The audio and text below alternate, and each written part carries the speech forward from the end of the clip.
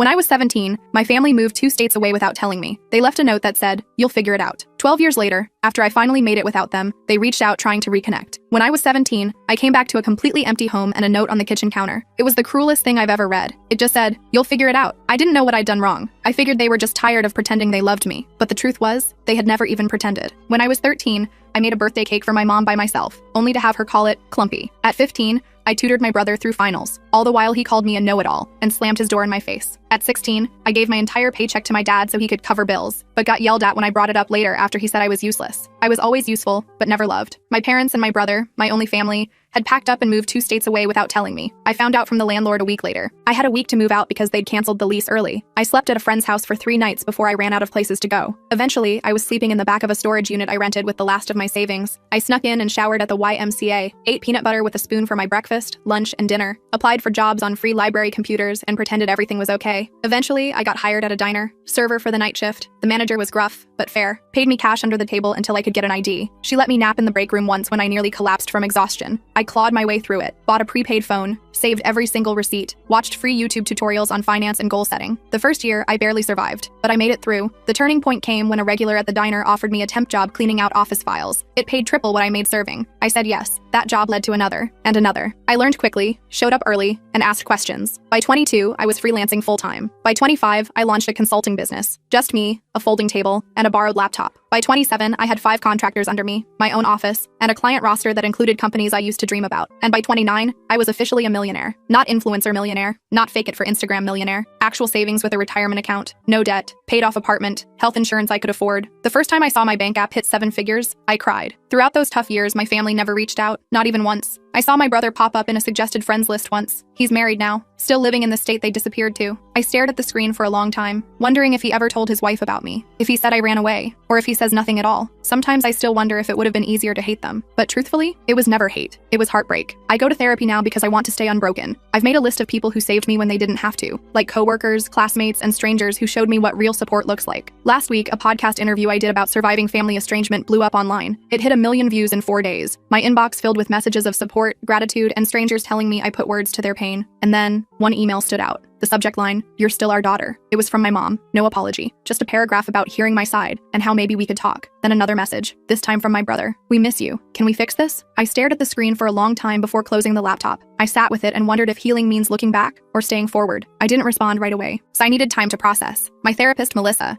suggested I take at least a week before making any decisions. "Give yourself space to feel whatever comes up," she said during our session. "There's no rush to respond." So I did. I focused on work, went to the gym, had dinner with friends. Normal stuff. But those emails haunted me. I kept opening them, reading them, closing them again. My mom's message felt cold, clinical almost, like she was reaching out to a distant acquaintance. My brother's was shorter but somehow felt more genuine. I couldn't stop thinking about them. After 10 days, I decided to reply to my brother first. Just something simple. I wrote, "It's been 12 years. What changed?" Then I hit send before I could overthink it. His response came within an hour. He said the podcast made him realize what they'd done. He claimed he was only 15 when they left me, that he didn't have a choice, that he'd always wondered about me, that he'd looked me up online a few times over the years but never had the courage to reach out, that seeing me successful made him proud. I didn't buy it. Not completely. If he'd been so concerned, why wait until I was publicly successful? I asked him exactly that. His next email was longer. He admitted that money was tight for them, that my parents' business had failed, that his wife was pregnant with their second child, that medical bills were piling up. I felt my stomach drop. There it was, the real reason. I didn't respond for another week. Then my mom sent a follow-up email with old family photos attached. Pictures of me as a baby. Pictures of us at the beach when I was maybe 5 or 6. Pictures of me and Michael building a snowman. Happy moments that felt like they belonged to someone else's life. At the bottom of the email, she wrote, "We made mistakes. We want to make amends." I showed the emails to Melissa during our next session. She reminded me that I was in control, that I could set boundaries, that I didn't owe them anything. But she also said that closure might help me move forward, whether that meant reconciliation or a final goodbye. I nodded along, but inside I felt conflicted. Part of me wanted to tell them to go to hell. Another part wanted to understand why they left me. And a tiny, stupid part of me still wanted them to love me. I decided to meet my brother first. Just him. No parents. We arranged to meet at a coffee shop in Chicago, halfway between where we both lived. I flew in that morning, checked into a hotel, and tried to calm my nerves. I almost canceled 3 times. But at 2 p.m., I walked into that coffee shop and saw him immediately. He looked older, heavier, with a receding hairline, but his eyes were the same. He stood up when he saw me, awkward and uncertain. I didn't hug him. We just sat across from each other with our coffees, like strangers. The first 20 minutes were painful. Small talk about the weather, about my flight, about his drive. Then he started apologizing. "Emma, I'm so sorry," Michael said, his voice cracking. "I was just a kid when it happened. I didn't know they were planning to leave you behind until it was too late. I was too scared to stand up to them. I just listened, watching his face for signs of deception. He seemed sincere, but I'd been fooled before. I asked him the question that had haunted me for 12 years. Why me? Why was I the one left behind?" He looked down at his coffee. "They always saw you as the strong one, the independent one, the one who would be fine on your own. They thought you didn't need them as much as I did. They convinced themselves you'd be better off without them. It was the most ridiculous thing I'd ever heard." I told him about the storage unit, about eating peanut butter for weeks, about showering at the YMCA and working night shifts at 17. His face crumpled. "I didn't know," he whispered. "They told me you had a plan, that you wanted to stay behind, that you were going to live with a friend's family, that you'd chosen to separate from us. All lies." By the end of our meeting, I wasn't sure what to think. He seemed genuinely remorseful. He showed me pictures of his wife and daughter, told me about his job as an accountant, asked about my business, didn't directly ask for money, which surprised me. When we parted, he hugged me. I let him, but I didn't hug back. I just stood there, arms at my sides, feeling nothing. Back at my hotel, I called Melissa, told her everything. She pointed out that while my brother seemed sorry, he was still framing himself as a victim rather than acknowledging his role in my abandonment. She was right. He'd been 15, not 5. Old enough to pick up a phone, old enough to send an email, old enough to check on me at some point in 12 years. That night, my mom called. I hadn't given her my number, so Michael must have. I almost didn't answer, but curiosity won out. Her voice sounded older, raspier. She cried when I said hello, started talking about how proud she was of me, how she'd always known I would succeed, how special I was. I let her talk herself out. Then I asked her the same question I'd asked my brother. Why me? Her answer was different. "We were in debt, Emma. We couldn't afford 3 mouths to feed. We knew you were smart enough to make it on your own. We figured you'd go to social services and get placed with a better family. We thought we were doing you a favor." I hung up on her, blocked her number immediately, threw my phone across the room and screamed into a pillow. The next morning, I had an email from my dad. First contact in 12 years. He didn't apologize. Instead, he wrote about how hard their lives had been, about medical bills and failed businesses, about how Michael's wife needed surgery, about how they were facing eviction. Then, at the very end, he asked if I could help the family out. Not a single question about my life, not a single acknowledgement of what they'd done. I forwarded the email to Melissa with the subject line, and there it is. She called me immediately, despite it being Sunday. We talked for an hour, about boundaries, about forgiveness versus reconciliation, about the difference between helping someone and enabling them, about what I actually wanted versus what I thought I should want. By Monday morning, I had made my decision. I emailed my brother, told him I was glad we'd met, that I understood he was in a difficult position when we were younger, that I was willing to have a relationship with him and his family, but with clear boundaries. No money, no loans, no financial support of any kind, and no relationship with our parents until they took full responsibility for their actions. His response was immediate and telling. "I'm really disappointed, Emma," he wrote. "Our parents really need help. Families should support each other. You're being selfish with your success." All the guilt buttons they'd installed in me as a child, pushed at once. I didn't respond. Instead, I booked an appointment with Melissa and a vacation to Bali. I needed space to process everything. 3 days later, Michael called, left a voicemail apologizing for his email, said he understood my position, said he still wanted a relationship on my terms, said he'd respect my boundaries. I listened to it twice, trying to decide if he was sincere or just changing tactics. I decided to give him one more chance, but with my guard up. I went to Bali anyway, spent 2 weeks on the beach, hiking through rice fields, and meditating. I needed the distance. When I got back, I had 6 more emails from my dad, each more desperate than the last. I didn't read past the subject lines. I also had a text from Michael asking if we could talk again. I agreed to a phone call, nothing more. The call started okay. He apologized again for pushing. "I've been thinking a lot about what you told me," he said. "I'm in therapy now too." I believed that part. He sounded different, less defensive. We talked about his kids, about my business, normal stuff. Then he mentioned that our parents were coming to visit him next weekend, asked if I would consider meeting them, just for an hour, in a public place. I felt my chest tighten. "I'm not ready for that, Michael." He pushed a little, but backed off when I got quiet. After we hung up, I called Melissa. We had an emergency session that night. She helped me realize I was afraid of seeing them. Not because I hated them, but because I still craved their approval. Still wanted them to love me. Still wanted to be enough. It was pathetic, but it was true. I cried for an hour in her office. The next day, Michael texted again. Said our mom was crying all night after he told her I wouldn't meet them. Said our dad was talking about driving to my city anyway. I felt panicky. Blocked Michael's number immediately. Then I called my assistant and told her I was working from home for the week. Ordered groceries for delivery. Basically hid in my apartment like a scared kid. On Wednesday, the doorman called up. Said there was a couple asking for me. Wouldn't give their names. I knew instantly. Told him I wasn't accepting visitors. 5 minutes later, my phone rang from an unknown number. I let it go to voicemail. It was my dad. "Emma, we drove 8 hours to see you," his angry voice said. "You're being childish. We deserve a chance to explain." I deleted the message and turned off my phone. Thursday morning, I woke up to someone pounding on my door. I froze in bed, heart racing, checked the peephole. It was them, my parents, standing in my hallway like they had any right to be there. "Emma, please." My mom's voice came through the door. "We just want to talk to you." "We know you're in there," my dad added. "We love you. We're sorry." I didn't open the door. I sat on the floor with my back against the wall, shaking. Eventually, they left. I called building security immediately, told them not to let those people up again. The guard sounded concerned, asked if I needed police. I said no, just don't let them up. Then I called Melissa. She came over on her lunch break, brought me a sandwich and sat with me while I cried, told me I had every right to set boundaries, that I didn't owe them a meeting, that what they were doing was harassment, not reconciliation. After she left, I got an email from Michael. He was furious, said I'd humiliated our parents, said they were staying in a cheap motel they couldn't afford because they were so desperate to see me, said his wife needed surgery next month and they were hoping I could help, said I was being cruel. I didn't respond. Friday morning, I decided I needed to leave town for a while, booked a flight to visit my friend Rachel in Portland. She'd been one of the people who helped me when I was homeless, let me crash on her couch for a week when I had nowhere else to go. I trusted her completely. I was throwing clothes in a suitcase when my phone rang. Unknown number again. I ignored it. 10 minutes later, my doorman called, said there was a woman downstairs having what looked like a medical issue, said she was asking for me by name, claimed to be my mother. I felt sick, told him to call an ambulance if she needed help, but I wasn't coming down. He sounded uncomfortable but agreed. I finished packing and headed downstairs an hour later, checked the lobby carefully before entering. No sign of them. I felt relieved but also weirdly guilty. The doorman gave me a strange look as I passed, told me the ambulance had come, that the woman had been having chest pains, that she'd been taken to Memorial Hospital. I nodded and hurried out to my waiting Uber. At the airport, I got another call from Michael. I almost didn't answer, but something made me pick up. Mom had a heart attack. He was crying. She's in surgery. This is your fault for stressing her out. I hung up on him, called Melissa instead. She answered immediately. I told her what happened, asked if I was a terrible person. Emma, listen to me, she said firmly. You are not responsible for your mother's health. This feels like another manipulation tactic. Get on your plane and take care of yourself. I did. Spent the weekend with Rachel, told her everything. She remembered when my family abandoned me, remembered how broken I'd been. She was furious on my behalf. They don't deserve a minute of your time, she said, pouring me another glass of wine. Not after what they did to you. It felt good to have someone so firmly in my corner. Sunday night, I got an email from my dad. My mom was stable, had a stent put in, would be released Tuesday. The email ended with, "She's asking for you. Don't you think you've punished us enough?" I showed Rachel. She rolled her eyes so hard I thought they might get stuck. Told me this was textbook guilt tripping. I knew she was right, but part of me still felt responsible. I flew home Monday, found flowers outside my apartment door. The card said, "Please call us. We're staying at the Holiday Inn until Wednesday. No apology, no acknowledgement of boundaries, just another demand." I threw the flowers in the trash chute. Tuesday morning, I got a text from an unknown number. It was a photo of my mom in a hospital bed, looking pale and small. The message said, "She might not have much time left. Do you really want to live with this regret?" I blocked the number, called Melissa. She suggested I take a social media break, change my number, maybe even stay with a friend for a while. I agreed, called my assistant and told her I'd be working remotely for 2 weeks, packed another bag. Before I could leave, my doorman called again, said there was a young woman downstairs asking for me, said she had a small child with her, said she claimed to be my sister-in-law. I felt cornered. These people wouldn't stop. I told the doorman to send her up, decided to face this head on. The woman who knocked on my door looked exhausted, had dark circles under her eyes, was holding a sleeping toddler against her shoulder. "I'm Jenny," she said quietly, "Michael's wife. I came alone because I wanted to talk to you without family drama." I let her in reluctantly, offered her water. She accepted gratefully. Jenny put her sleeping daughter on my couch, tucking a blanket around her. Then she sat at my kitchen table and started talking. "I only learned about you 3 years ago," she admitted. "Michael told me you ran away at 17, cut contact with the family. I always thought it was strange but never pushed. Hearing your podcast was a shock. I confronted him, and he finally admitted the truth. I just listened, not sure what to believe anymore." Jenny seemed sincere. "I'm horrified by what they did to you," she continued. "I insisted Michael reach out, but I had no idea they were going to ask you for money. I'm embarrassed and angry about that. Yes, I do need surgery for a thyroid condition, but we have insurance. Your parents are the ones in financial trouble, not us." I asked her why she'd come. She looked me straight in the eyes. "You deserve to know the whole truth," she said. "Your parents have been telling everyone you abandoned the family, that you were mentally unstable, that you stole money from them before disappearing, that they spent years looking for you. All lies to cover what they'd done." I felt like I'd been punched. "How do you know this is true?" She pulled out her phone, showed me Facebook posts from years back. My mom asking for prayers to find her troubled daughter. My dad claiming I'd taken their savings before running away. Posts about hiring private investigators, about checking homeless shelters, all carefully crafted to make them look like victims, all dated years after they'd abandoned me. Jenny apologized for being part of it, even unknowingly. Said she'd confronted my parents too, that they'd admitted everything to her when she threatened to tell the whole family the truth, that they were desperate now because their lies were unraveling, that my podcast had people asking questions they couldn't answer. Her daughter woke up then, a cute little girl with curly hair. "This is Lily," Jenny said softly. "She's 3. I have another daughter on the way. I want my children to know their aunt, but only if you want that too. No pressure, no guilt, just an open door if you ever choose to walk through it." After they left, I sat in my apartment for hours, processing, called Melissa again, told her everything Jenny had said. She wasn't surprised. "Abusers often control the narrative," she explained. "They create alternate realities where they're the victims." She asked what I wanted to do now. I honestly didn't know. That night, I got another email from my dad. This one was different, angry, threatening. Said if I told lies about them online, they would sue me for defamation. Said they had proof I'd stolen from them. Said they'd go to the media with their side if I didn't take down the podcast and issue a public apology. Said they expected financial compensation for the damage to their reputations. I forwarded it to Melissa, then to my lawyer, Marcus. He called me immediately. "This is empty threatening. he assured me. Truth is an absolute defense against defamation. Save everything but don't respond. I'll handle it if they actually file anything, which I doubt they will. People who are actually going to sue don't usually announce it first. The next day, I got a call from Michael. I let it go to voicemail. He sounded panicked. Emma, Jenny told me she visited you. Our parents are furious. They're saying terrible things about her now too. I'm scared they're going to try something desperate. Please call me back on Jenny's phone, not mine. I didn't know what to believe anymore. Called Marcus again. He suggested meeting Michael and Jenny somewhere public, with him present as my lawyer, just to hear them out. I agreed reluctantly. We set up a meeting at a restaurant near Marcus's office for the next day. They showed up on time. Both looked terrible, stressed, exhausted. Jenny had a bruise on her arm she kept trying to hide. Michael couldn't make eye contact. I'm Marcus, Emma's attorney, he said as we sat down, which made Michael flinch. But we sat down, ordered coffee, and they started talking. The story that came out was worse than I'd imagined. My parents had been living off Michael for years, moving in and out of his house, taking money for emergencies, watching his kids while criticizing his parenting. When Jenny confronted them about me, my dad had grabbed her arm, hard enough to leave marks. Michael had kicked them out. They were now staying in a motel, calling constantly, showing up at his work.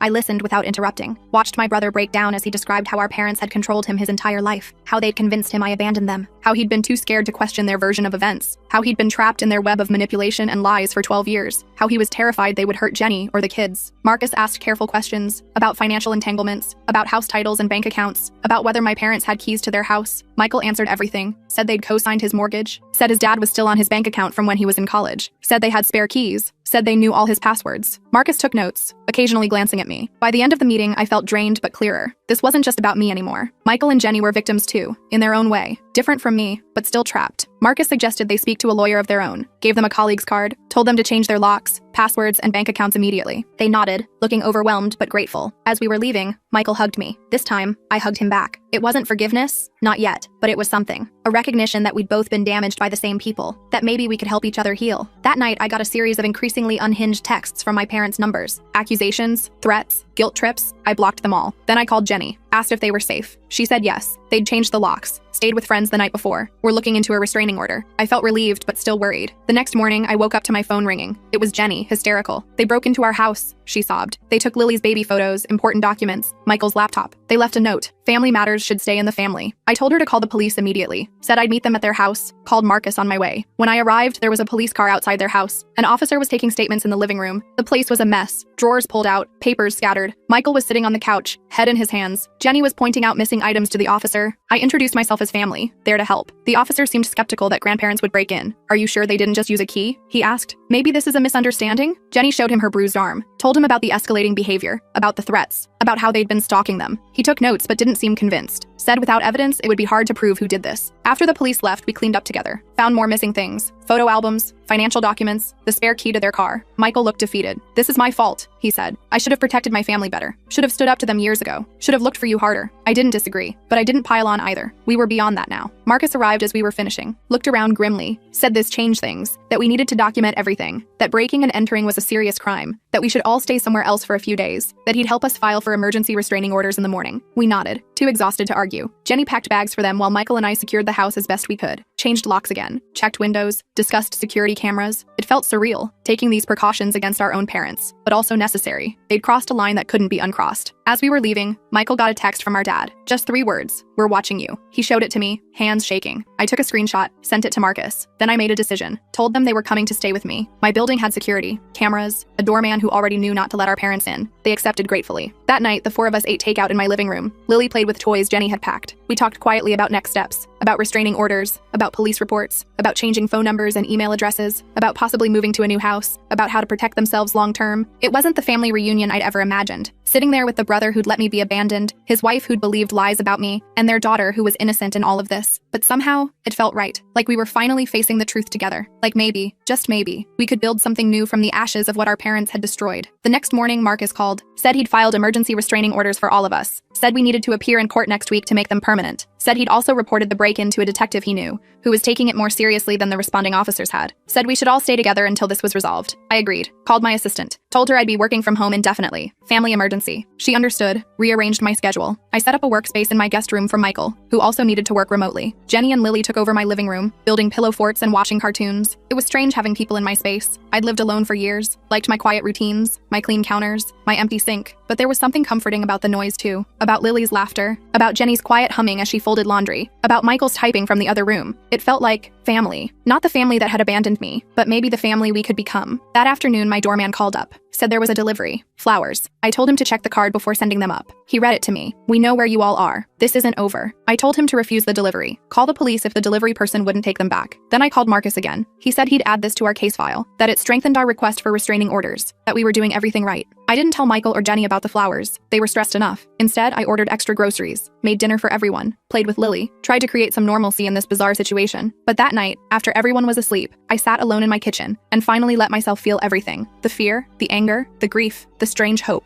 I cried silently into a dish towel so no one would hear me. In the morning, Jenny found me making coffee, asked if I was okay. I lied, said yes. She didn't believe me, sat down at the counter. "It's okay not to be okay, Emma," she said gently. "I'm not either." Michael cries in the shower where he thinks no one can hear. Lily keeps asking when we can go home. This whole situation is terrible, but I'm grateful we're facing it together. I looked at her, this woman I barely knew who was somehow now part of my life. Asked her why she'd come to me that first day, why she'd chosen to believe me over the family she'd known for years. She smiled sadly. "I've always felt something was off about your parents, about the stories they told, about the way they controlled Michael. The podcast confirmed my suspicions. I couldn't let my daughters grow up thinking abandoning a child was ever acceptable." We hugged then, first time. It felt awkward but genuine, like the beginning of something. Not friendship exactly, not yet, but understanding. Solidarity, a shared determination to break the cycle of mistreatment that had damaged us all. The next few days fell into a routine, working, cooking, playing with Lily, checking in with Marcus, jumping at unexpected noises, flinching when phones rang, living in a strange limbo of domestic normalcy and underlying tension. We were safe but not at peace, together but still healing, family but still learning what that meant. On Friday, Marcus called with news. The detective had found evidence. Security footage from a gas station near Michael's house showed our parents' car parked there during the time of the break-in. The restraining order hearing was set for Monday. He was confident we'd get approved. We all felt relieved but still anxious, still waiting for the next escalation. It came that night. A brick through Michael's car window in the parking garage. No note this time. No need for one. The message was clear. The building security footage showed a man in a baseball cap, face carefully turned away from cameras. We couldn't prove it was our dad, but we all knew. Filed another police report, added it to our case file, tried not to let Lily see how scared we were. Sunday night, we sat together making a plan for court. What to wear, what to say, what evidence to bring, how to explain our family history without sounding crazy, how to make the judge understand the pattern of escalation, how to protect ourselves legally and physically. It felt surreal discussing our parents this way, like talking about strangers, dangerous strangers who happened to share our DNA. As we talked, my phone pinged with an email notification from my mom. Subject line, last chance. I almost deleted it unread, but something made me open it. It was short, just one line. "If you go to court tomorrow, you'll regret it for the rest of your life." I showed it to Marcus, who'd stayed for dinner. He took a screenshot, added it to our file, told me not to respond, said this kind of threat would only help our case. That night, none of us slept well. I kept checking my locks, listening for noises, wondering what my parents might do next, wondering if we were overreacting, wondering if we were underreacting, wondering how my life had come to this point. From abandoned teenager to successful businesswoman to hiding in my own apartment from the people who gave me life. Monday morning arrived with a strange calm. We dressed carefully, business casual, respectable, trustworthy. Jenny arranged for a friend to watch Lily. We drove to the courthouse in separate cars just in case. Met Marcus on the steps outside. He looked confident, briefcase in hand, told us he'd handled dozens of cases like this, that the evidence was strong, that judges took threats seriously, that we'd be protected. As we walked into the courthouse, I spotted them, my parents, standing near the entrance, looking older than I remembered, smaller somehow. My mom saw me first, made a move toward me. My dad grabbed her arm, held her back. They watched us pass, didn't speak, didn't try to approach, just stared with a mixture of anger and something else, something that might have been fear. We filed past them into the building, checked in at security, followed Marcus to the correct courtroom, sat together on a bench, waiting for our case to be called. I could feel my parents enter behind us, could sense them sitting on the opposite side of the room, could almost hear their whispered conversation. But I didn't turn around, kept my eyes forward, focused on breathing. The judge called our case. We stood, walked forward, took our places. Marcus presented our evidence calmly. The break-in, the threatening texts, the flowers, the brick, the email, the history of abandonment and manipulation. The judge listened carefully, asked clarifying questions, looked at our parents with increasing concern. When it was their turn, my parents approached the bench. No lawyer, just them. My dad spoke first, claimed we were exaggerating, that they were just trying to reconnect with family, that they'd never broken any laws, that they loved us and wanted to make amends, that this was all a misunderstanding blown out of proportion. The judge asked about the security footage, the threatening messages. My dad denied everything, said it wasn't them on the footage, said their texts were being misinterpreted, said they were the victims here, not us. My mom nodded along, occasionally dabbing at her eyes with a tissue.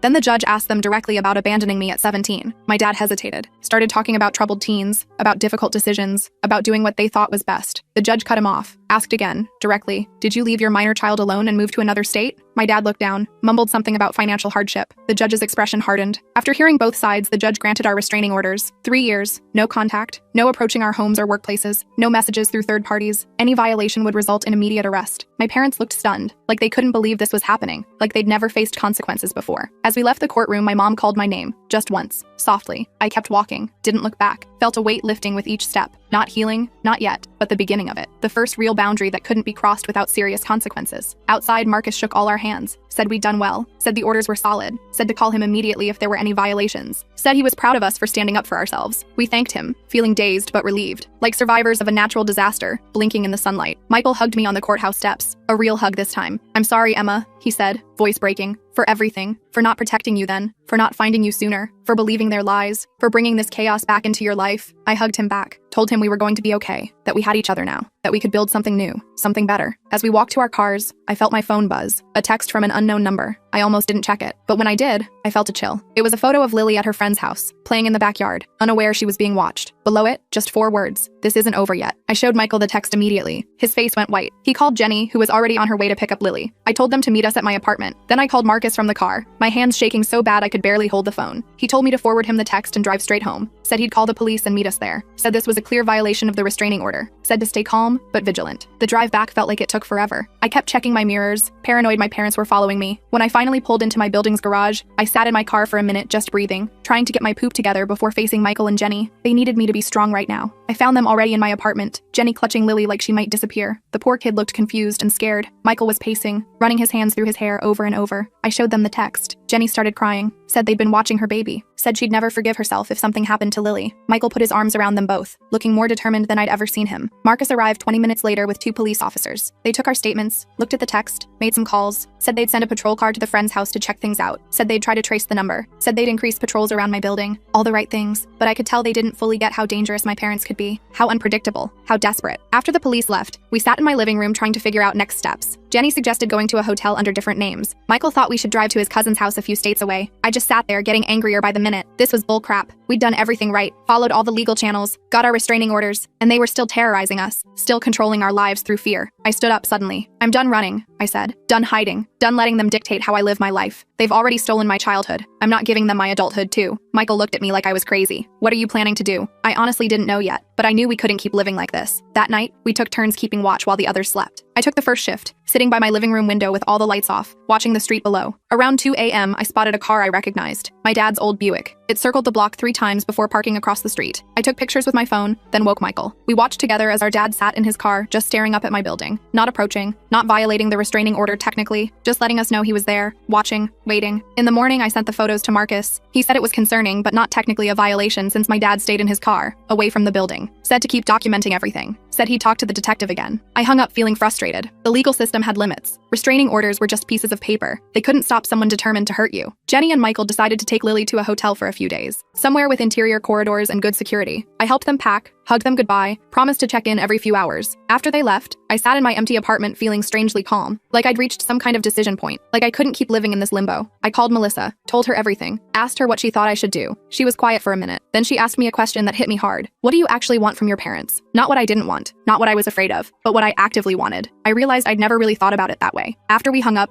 I made a list. What I wanted. 1, to live without fear. 2, to have a relationship with my brother and his family. 3, to stop feeling responsible for my parents' actions. 4, to be free of the past. Nowhere on that list was reconciliation with my parents. Nowhere was forgiveness. Nowhere was understanding why they did what they did. I just wanted to be free of them. That afternoon, I did something crazy. I emailed my parents. Just a short message. "I know you're watching my building. I know you're not going to stop. So let's talk. One last time. Tomorrow, noon. The coffee shop on 8th Street. Just me. No police. No lawyers. After that, you leave us all alone forever." I hit send before I could change my mind. I didn't tell Michael or Jenny. Didn't tell Marcus or Melissa. This was something I needed to do myself. For myself. I wasn't naive enough to think my parents would suddenly become reasonable people, but I needed to face them on my terms. Needed to say my piece. Needed to end this cycle once and for all. My dad replied within minutes. Just, "We'll be there. No threats. No guilt trips. just confirmation. I spent the rest of the day preparing, not physically, mentally, thinking about what I wanted to say, what I needed them to hear, what boundaries I needed to set. I slept surprisingly well that night, like making a decision had lifted some weight off me. The next morning, I dressed carefully, not to impress them, just to feel strong, confident. I took an Uber to the coffee shop, arriving 15 minutes early, chose a table in the back corner where I could see the door but wasn't immediately visible from outside, ordered a coffee I didn't really want, just sat there, waiting, surprisingly calm. They arrived exactly at noon, looking older than they had in court, more tired. My mom spotted me first, nudged my dad. They walked over slowly, like they were approaching a wild animal that might bolt. Sat down across from me without speaking. We just looked at each other for a long moment. These strangers who were my parents, these people who had shaped me in ways they'd never understand. I spoke first. I didn't call this meeting to reconcile, or to give you money, or to hear excuses. I called it to make you understand one thing. It's over. You've lost. Not just the court case. You've lost me, lost Michael, lost your grandchildren, lost any chance at being part of our lives. And if you can't accept that, if you keep stalking us, threatening us, trying to force your way back in, I will destroy you. My dad started to interrupt. I held up my hand. I'm not finished. Then I pulled out my phone, showed them screenshots of all their threatening messages, the photo of Lily, the emails. I've sent copies to everyone in your lives, your siblings, your church, your neighbors, your employers, everyone. Not yet, but I will if you contact any of us again. If you come near our homes, if you so much as mention our names to anyone we knew. My mom started crying. We just want our family back. We made mistakes, but we deserve another chance. We're getting older and don't want to die alone. I looked at her for a long moment. You should have thought about that before abandoning your 17-year-old daughter, before lying to everyone about what you'd done, before breaking into Michael's house, before threatening your own grandchild. My dad got angry then. You're ungrateful. You've always been difficult. You've turned your brother against us. You owe us for raising you. I just laughed. Actually laughed in his face. Do you really think you're entitled to gratitude for doing the bare minimum as a parent for 17 years before abandoning me completely? Do you think your parenting was so stellar that I should be thanking you for it? He didn't have an answer for that, just sat there, red-faced and silent. My mom was still crying, but I felt nothing. No guilt, no sympathy, just a cold clarity that these people were never going to change, never going to take responsibility, never going to be the parents I deserved. I stood up to leave. This is your last warning. Next time you violate the restraining order, I won't just call the police. I'll make sure everyone you know understands exactly what kind of people you really are. I have the resources to make your lives very difficult if you force my hand. I don't want to do that, but I will to protect my family, my real family, Michael, Jenny, Lily, the people I choose. As I walked away, my mom called after me. Do you really hate us that much? I stopped, turned around. I don't hate you. I feel nothing for you. You're strangers to me now, and that's your loss, not mine. I walked out of that coffee shop feeling lighter than I had in years, called Michael from the sidewalk, told him everything. He was upset at first that I'd met them alone, then concerned they might retaliate, but mostly he seemed relieved that someone had finally stood up to them directly, said he wished he'd had the courage to do it years ago. I went back to my apartment, packed a bag, decided to join Michael and his family at their hotel for a few days, just to be safe. When I got there, Lily ran to hug me. "Auntie Emma!" she called for the first time. I almost cried. Jenny hugged me too, said she was proud of me, said she hoped I'd finally get some peace. Michael just squeezed my shoulder, no words needed. We spent the next few days in a weird limbo, waiting for my parents to make their next move, checking our phones constantly, jumping at unexpected noises, but nothing happened. No calls, no texts, no emails, no sightings of their car, just silence. After a week, Michael and Jenny decided to go home, changed all their locks again, installed security cameras, made plans to put their house on the market, started looking at places closer to my city. I went back to my apartment too, back to work, back to something like normal life. 2 weeks passed, then a month. Nothing from my parents. Marcus checked in regularly, said the detective had confirmed they'd returned to their home state, said the restraining orders were still in effect, said we should stay vigilant but try to move forward with our lives. Slowly we did. Michael found a new job in my city. Jenny enrolled Lily in preschool. They bought a house 20 minutes from my apartment. We had dinner together every Sunday, started building new traditions, new memories, a new kind of family based on choice rather than obligation. I kept expecting to feel something about my parents, grief maybe, or guilt, or anger, but mostly I felt relief, like I'd finally put down a heavy weight I'd been carrying since I was 17, like I could finally focus on the future instead of the past. 6 months after the coffee shop confrontation, I got a letter, forwarded through Marcus so my address stayed private, from my mom. I almost didn't open it, almost threw it away unread, but curiosity won out. It was short, just a few paragraphs. No excuses this time, no demands, just an acknowledgement that they'd hurt me deeply, that they'd failed as parents, that they understood why I wanted nothing to do with them, that they were getting counseling, that they would respect the restraining orders, that they hoped someday I might be willing to hear a proper apology, but understood if that day never came. I showed it to Michael. He got a similar letter. We talked about it over dinner that night, about whether it was sincere, about whether it changed anything, about whether we could ever trust them again. We didn't reach any conclusions, just agreed to take it one day at a time, to prioritize our healing, to protect the family we were building. I keep the letter in my desk drawer, not because I'm ready to forgive, not because I want reconciliation, but because it represents something important. My parents finally recognizing my right to set boundaries, my right to choose who I allow in my life, my right to define family on my own terms. Last week, Lily had her 4th birthday party. Michael and Jenny invited me to help plan it. We had it at my apartment. Balloons everywhere. A cake I ordered from a fancy bakery. Presents piled on the coffee table. Lily running around in a princess dress, laughing. Jenny taking pictures. Michael grilling on my my balcony, friends stopping by throughout the day, so much noise, so much joy. At one point, I stepped into the kitchen for a moment alone, just watching through the doorway as Michael swung Lily around in circles, as Jenny laughed at something a friend said, as my apartment, once so empty and quiet, filled with life and love. I thought about that note on my kitchen counter 12 years ago. You'll figure it out. And I had. Not the way they meant, but I'd figured out what family should be, what love should look like, what I deserved all along. I'm not saying everything's perfect now. I still have trust issues, still go to therapy every week, still have nightmares sometimes about being abandoned, still flinch when my doorbell rings unexpectedly, but I'm healing. We all are. Building something new from the broken pieces of our past, something stronger, something chosen, something real. Sometimes people ask if I'll ever reconcile with my parents, if I'll ever let them meet Lily, if I'll ever forgive them for what they did. I don't have answers to those questions yet. Maybe someday, maybe never. But what I do know is this: I'm not defined by what they did to me anymore. I'm defined by what I built after, by the person I chose to become, by the family I chose to create, and that's enough.